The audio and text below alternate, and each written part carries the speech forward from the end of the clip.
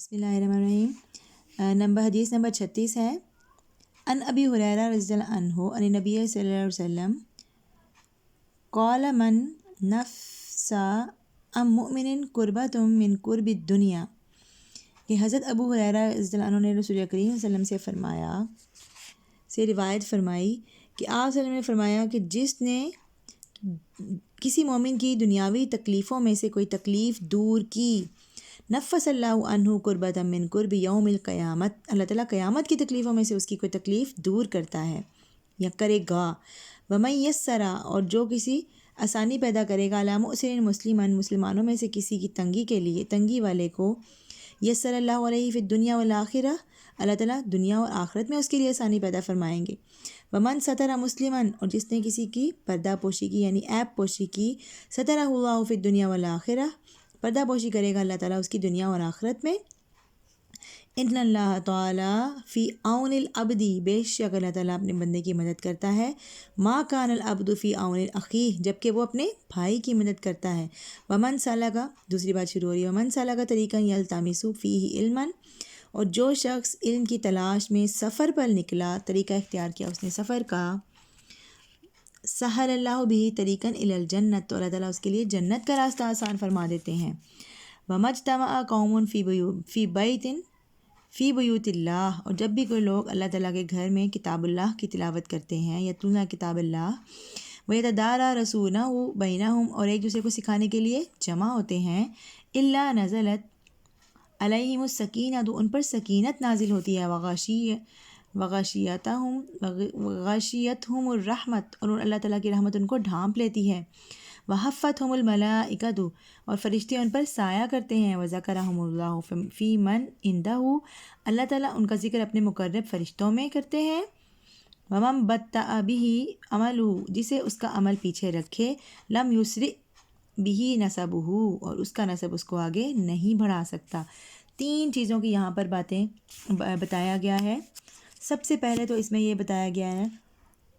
اخلاق کے بارے میں، اچھے اخلاق کے بارے میں، کہ مومن سے کس طرح سے رہے۔ دنیاوی تکلیفیں ہر انسان پر آتی ہیں، اور اسلام نے جب اسلام نازل ہوا تو اس سے پہلے لوگوں میں بہت زیادہ نفرت اور لڑائیاں جھگڑے تھے، لیکن اسلام نے آ کر ان میں ایسا ایک الفت و محبت کا جو ہے پیدا کیا، ایک جذبہ، کہ وہ اپنے بھائیوں کی مدد کرنے لگے۔ جو ہجرت مدینہ کے بعد جو مسلمانوں کا ایک رسول پاک صلی اللہ علیہ وسلم نے مسلمانوں کو بھائی بھائی بنایا تھا، وہ ہم سب جانتے ہیں اس کو، جس کو مواخات مدینہ کہا جاتا ہے۔ مسلمان وہی ہے جو دوسرے کی مدد کرتا ہے، مسلمان اپنے بھائی کو اکیلا نہیں چھوڑتا، اس کی تکلیفیں دور کرنے میں اس کی مدد کرتا ہے۔ تنگ دست مسلمان کے لیے فراخی، یعنی کہ اس کے لیے ایسے کوئی سبب پیدا کرتا ہے کہ اس کے لیے فراخی ہو، اسی لیے اسلام نے صدقے کو بہت زیادہ امپورٹنس دی ہے۔ جو مسلمان کے دنیا میں اس کی مدد کرے گا، اللہ تعالیٰ آخرت میں اس کے لیے آسانیاں پیدا فرمائیں گے، دنیا میں بھی اور آخرت میں بھی اس کے لیے آسانیاں پیدا فرمائیں گے۔ پردہ پوشی کی، یعنی کہ جس نے کسی کا کوئی عیب چھپایا تو اللہ تعالیٰ قیامت کے دن اور دنیا میں بھی اور قیامت کے دن بھی اس کے عیب چھپائیں گے۔ یہ تو ہو گئی اچھے اخلاق کے بارے میں، کہ مسلمان کے ساتھ کیسا سلوک کرے۔ دوسرے نمبر پر آئے اس میں علم کی فضیلت۔ علم کی کیا فضیلت ہے، اس بارے میں بہت سی احادیث موجود ہیں، قرآن کی آیات موجود ہیں۔ اس میں جو بتایا گیا ہے وہ یہ کہا گیا ہے کہ جو شخص علم کی تلاش میں سفر پر نکلا تو اللہ تعالیٰ نے اس کے لیے جنت کا راستہ اختیار کیا۔ اسلام نے اس معاشرے میں علم کی پیاس پیدا کی، جہاں پر پڑھے لکھے افراد گنے چنے تھے، صرف چند افراد تھے۔ اسلام نے اس قدر زور دیا اور اس کو فرض قرار دیا ہر مسلمان پر، مرد و عورت پر علم کو، کہ اس کے بغیر جو ہے جیسے کھانا پینا فرض ہے، ایسے ہی علم حاصل کرنا بھی انسان پر، مومن پر فرض ہے۔ رسول پاک صلی اللہ علیہ وسلم کو بھی اللہ تعالیٰ نے معلم بنا کر بھیجا، اور ایک حدیث ہے کہ رات کی 1 گھڑی کا علم سیکھنا ساری رات کی عبادت سے بہتر ہے، یعنی کہ عبادت اور زاہد جو ہے اس کے اوپر عالم کو فضیلت دی گئی ہے۔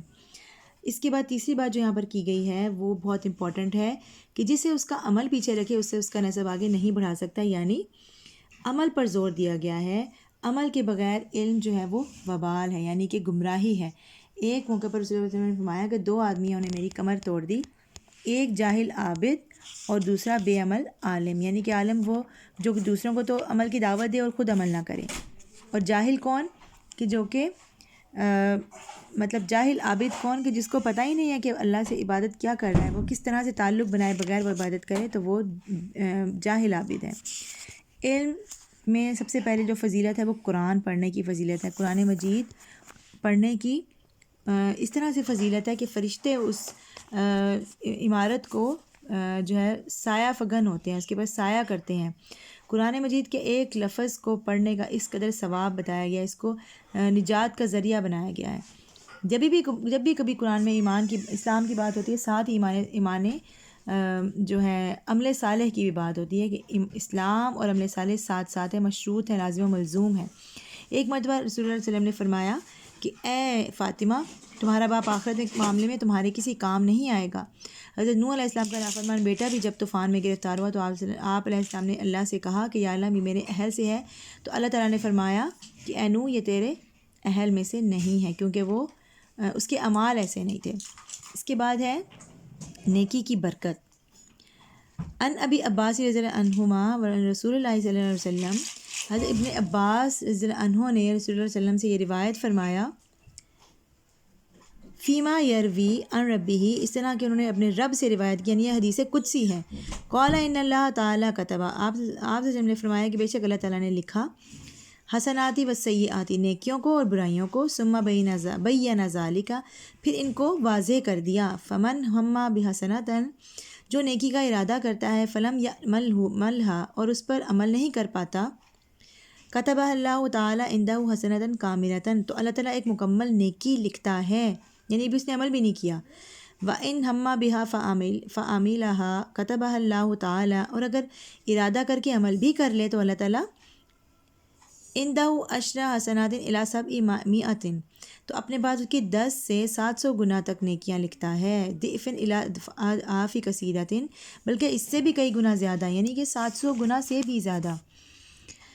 وَإِنْ ہَمَّ بِالسَّيِّئَةٍ فَلَمْ يَعْمَلْهَا، اور اگر برائی کا ارادہ کرے اور اس پر عمل نہ کرے، كَتَبَهَا اللَّهُ تعالیٰ عِنْدَهُ حَسَنَةً كَامِلَةً، تو اللہ تعالیٰ اس کی ایک مکمل نیکی لکھتا ہے، یعنی برائی کا ارادہ کیا اور برائی سے عمل نہ کر سکا، رک گیا، تو اللہ تعالیٰ نے مکمل نیکی لکھ لی۔ وَإِنْ هَمَّ بِهَا فَعَمِلَهَا كَتَبَهَا اللَّهُ سَيِّئَةً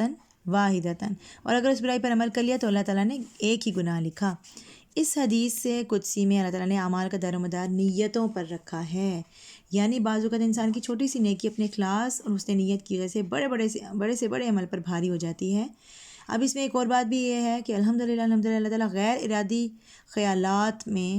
پر گرفت نہیں فرماتا، یعنی وہ خیالات دل میں ویسے ہی پیدا ہو جاتے ہیں اور ہم سے کنٹرول نہیں ہو پاتا کہ اس بارے میں وہ ہم کس طرح سے ان کو نہ سوچیں، یا خیالات اور جذبات جو دل میں پیدا ہو کر قائم رہتے ہیں، انسان جو ہے وہ کوشش تو کرتا ہے کہ ان کے پر عمل کرے، خواہ وہ اچھائی کا ہو یا برائی کا ہو، لیکن کسی وجہ سے وہ نہیں کر پاتا، تو اللہ تعالیٰ کی رحمت کتنی زیادہ وسیع ہے کہ اگر وہ نیکی کا ارادہ بھی نہیں کر پاتا پھر بھی اس کو ثواب مل گیا، اور اگر وہ برائی کا ارادہ عمل نہیں کر پاتا تو اب بھی اس کو ایک مکمل نیکی لکھی، اور اگر وہ عمل کرتا ہے نیکی پر تو اس کو کس قدر زیادہ اس کا جو ہے وہ اجر ملتا ہے، 700 گنا سے بھی زیادہ ملتا ہے۔ یہ اللہ تعالیٰ کی رحمت پہ ہے کہ وہ نیت کی دیکھتا ہے کہ اخلاص کس قدر ہے، اس کی وجہ سے وہ اس کا جزا لکھے گا، اور اگر وہ ارادہ کر کے برائی نہیں کر پاتا تو بھی ایک مکمل نیکی لکھتا ہے، اور اگر وہ عمل کرتا ہے تو ایک ہی برائی لکھی جائے گی، یعنی کس قدر اللہ تعالیٰ کی جو ہے یہ رحمت ہمارے سامنے وسیع ہے۔